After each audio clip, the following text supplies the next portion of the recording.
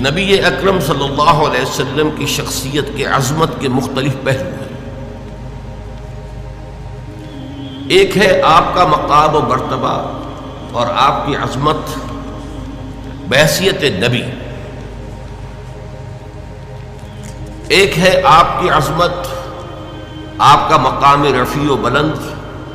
بحیثیت انسان۔ پھر انسان کی حیثیت سے بھی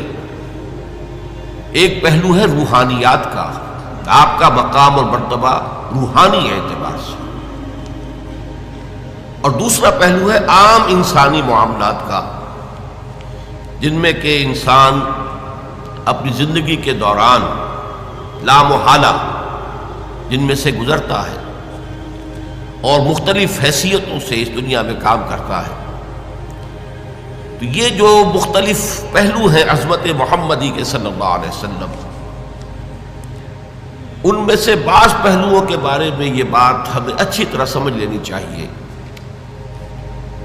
کہ اس کی عظمت، آپ کی عظمت کا بیان تو درکنار، اس کا ادراک اور شعور اور فہم بھی ہمارے لیے ناممکنات میں سے ہے۔ دیکھیے، سادہ سی مثال ہے کہ ایک معالج کا، ڈاکٹر کا، حکیم کا کیا مقام اور مرتبہ ہے اپنے فن میں، اس سے ظاہر ہے صرف کوئی معالج یا حکیم اور ڈاکٹر ہی جان سکتا۔ ایک انجینئر کا کیا مقام ہے اپنے فن میں، اس سے واقفیت صرف انجینئر کو حاصل ہو سکتی ہے۔ لہذا ایک نبی کی حیثیت سے محمد الرسول اللہ صلی اللہ علیہ وسلم کا کیا مقام و مرتبہ ہے،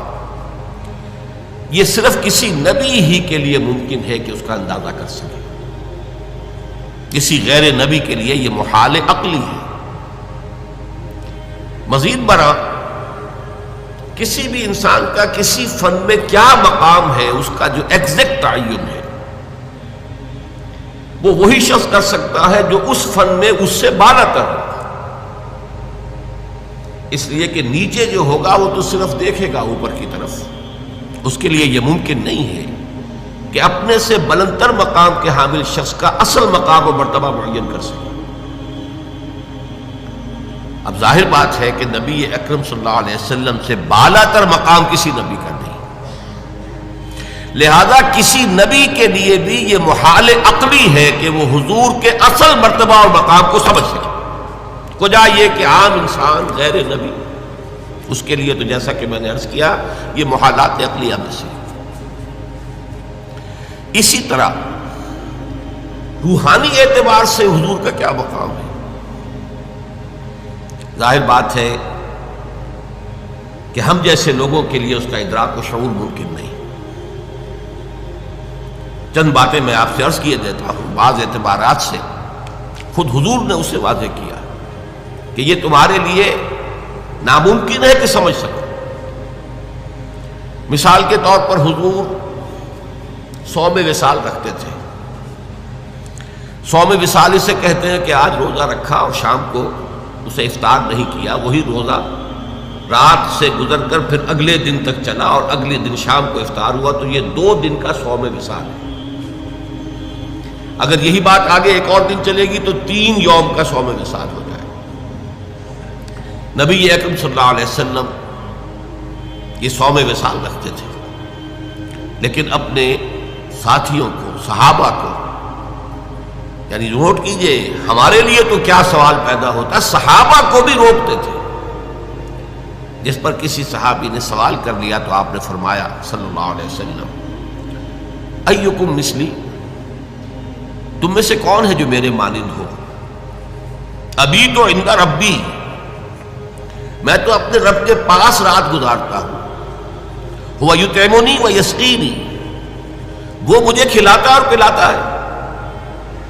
اب بتائیے ہم میں سے کس کے لیے ممکن ہے کہ تصور کر سکے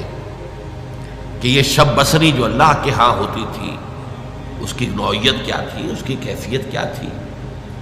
وہ کھلانا اور پلانا کس نوعیت کا تھا جو اللہ تعالیٰ محمد رسول اللہ صلی اللہ علیہ وسلم کے ساتھ معاملہ کرتا تھا۔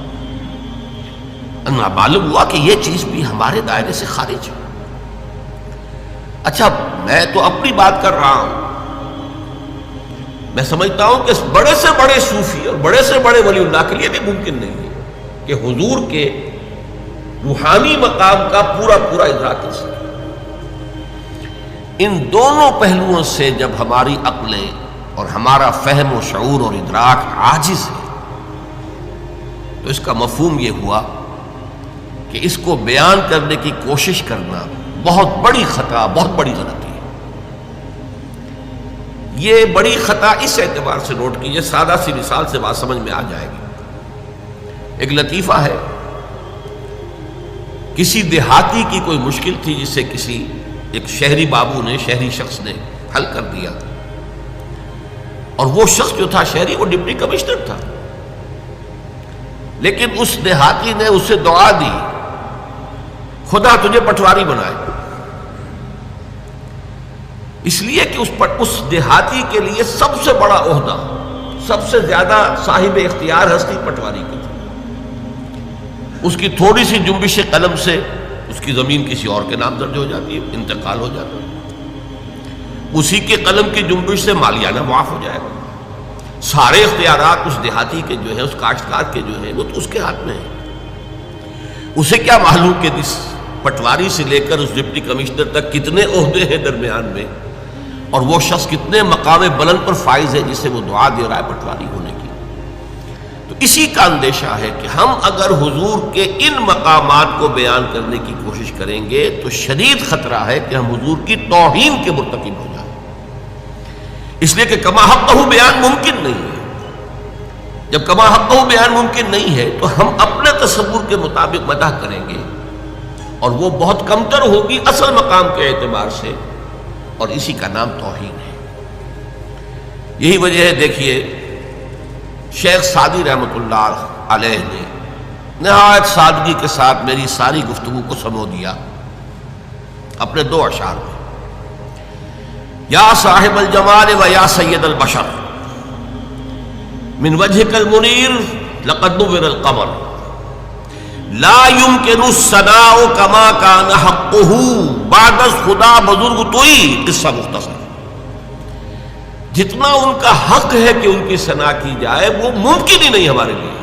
لا يمكن الثناء كما حقه۔ بس ہمیں صرف یہ کہہ کر جو ہے اس بات کے دامن میں پناہ لینی ہے کہ بعد از خدا بزرگ توئی، قصہ مختصر۔ اللہ کے بعد آپ ہی کی ہستی ہے بلند ترین، عظیم ترین، اب اسے کس طرح بیان کریں، کیا بیان کریں؟ ہمارا تصور سے بھی آگے بڑھ کر تخیل بھی سرنگو ہے کہ وہ اس مقام بلند و رفیع کا کوئی ادراک اور شعور کر ہی نہیں سکتا۔ اسی کو نہایت خوبصورت انداز میں غالب نے کہا ہے، ماں ثنائے خواجہ بیزداں گزاشتے،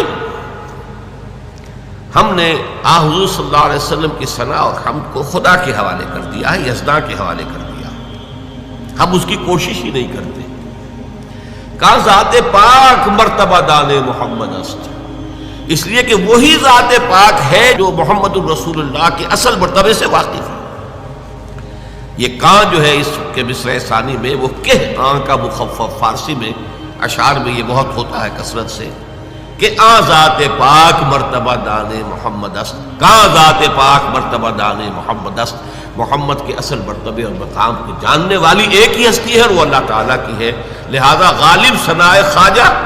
یزداں گزاشتے ہیں، غالب ہم نے تو حضور کی مدح و ثنا کو اللہ کے حوالے کر دیا۔ میں نے دو اعتبارات سے حضور کی عظمت، حضور کے مقام و مرتبہ کو